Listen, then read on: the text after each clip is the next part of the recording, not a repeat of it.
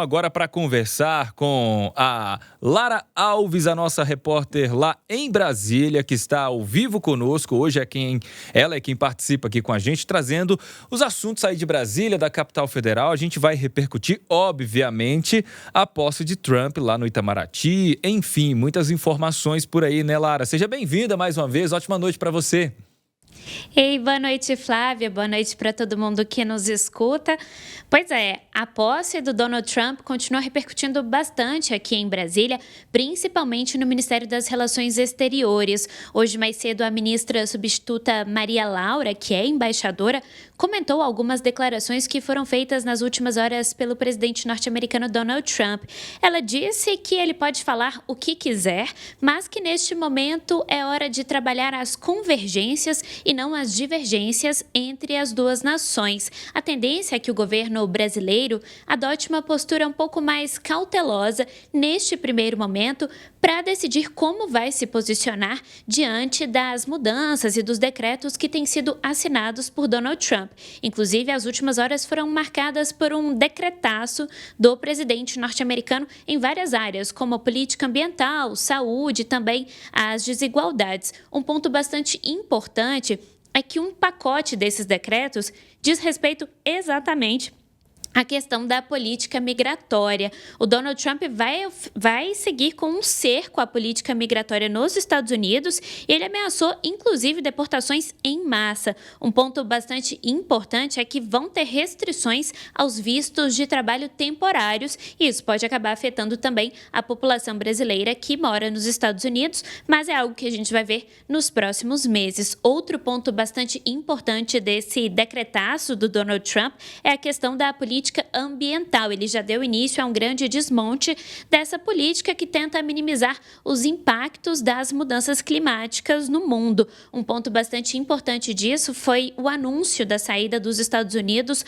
do Acordo de Paris. O Acordo de Paris é um tratado internacional que reúne as potências globais e que elas discutem ali uma redução desses impactos das mudanças climáticas que têm sido tão vistas no mundo inteiro nos últimos anos. Ele também revogou as normas de emissão de carbono para os veículos automotores. Então, são mudanças práticas também na vida do cidadão norte-americano, mas também no contexto global e que devem impactar nesse prazo, pelo menos, de 4 anos que tem pela frente no mandato de Donald Trump.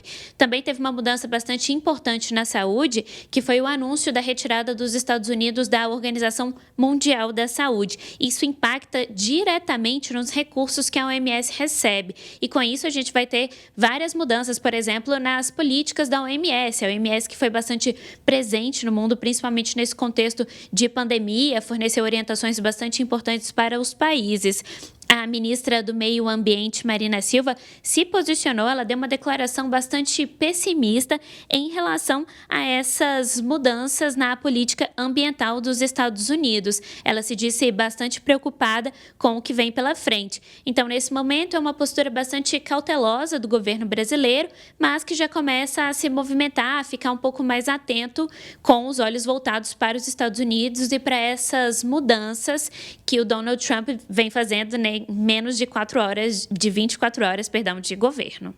E são muitas coisas, né, Lara, que devem ser observadas a partir de agora. E eu acho que até para além do Itamaraty, politicamente também, a posse de Trump traz muitas repercussões, né? Você tem alguns deputados que foram participar da posse, né? Que foram, pelo menos nos Estados Unidos, né? Se participaram da posse ou não, já é outra discussão. Mas na política como um todo há muitas repercussões, né? Como é que isso tem reverberado também aí em Brasília? Exatamente. Olha, o que nós temos percebido é um grande fortalecimento da oposição ao governo Lula e um fortalecimento também do ex-presidente Jair Bolsonaro e dessas figuras aliadas a ele. Esse grupo esteve bastante presente nesses últimos dias, né? Ele foi principalmente representado pelo filho Eduardo Bolsonaro, que é deputado federal eleito pelo PL de São Paulo. O Eduardo tem bastante trânsito entre algumas figuras políticas importantes nos Estados Unidos, como, por exemplo, Steve Bannon, Bannon, que cuidou da campanha do Donald Trump, a primeira campanha, e também esteve presente nessa, e também palpitou aqui no Brasil na última campanha em que concorreu Jair Bolsonaro.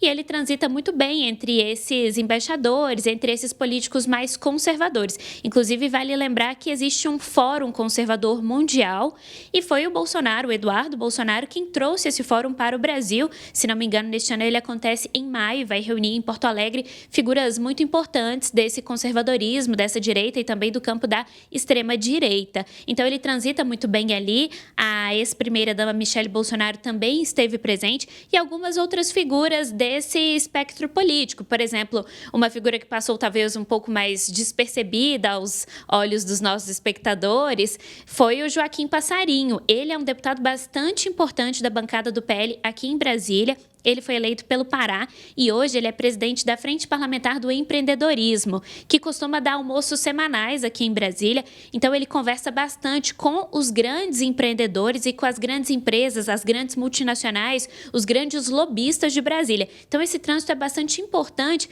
para consolidar essa imagem da oposição nesse campo. Outros deputados também um pouco mais estridentes dessa ala também estiveram presentes. Foi o caso, por exemplo, da deputada Bia Kicis e também da deputada Carla Zambelli.